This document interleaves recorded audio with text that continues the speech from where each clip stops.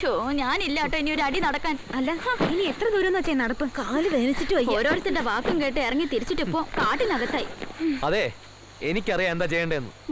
ഞാൻ തന്നെ പോയി കണ്ടുപിടിച്ചോളാം. ചാക്കോ, അവനെ ഒറ്റയ്ക്ക് വിടല്ലേ, നീ കൂടെ ചെല്ലു. ഇവന്റെ ഒരു കാര്യം.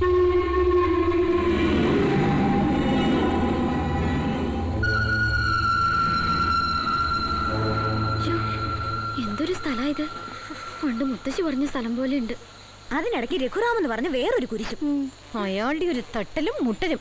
ഇപ്പൊ അയാളെ എന്റെ കൈ കിട്ടിയിരുന്നെങ്കിൽ ഒരൊറ്റ അടി ഞാൻ. ഇയാൾ ഇതുവരെ പോയില്ലേ? ഞാനിവിടെ പോവാൻ, നമ്മളൊക്കെ ഫ്രണ്ട്സ് അല്ലേ, വി ഓൾ മലയാളീസ്. ഇയാൾക്ക് എന്തോ ഒരു ചുറ്റിക്കളി ഉണ്ടല്ലേ ആ പൂച്ചക്കണ്ണനായിട്ട്. ഞാൻ വണ്ടിയിലിരുന്ന് ശ്രദ്ധിച്ചു.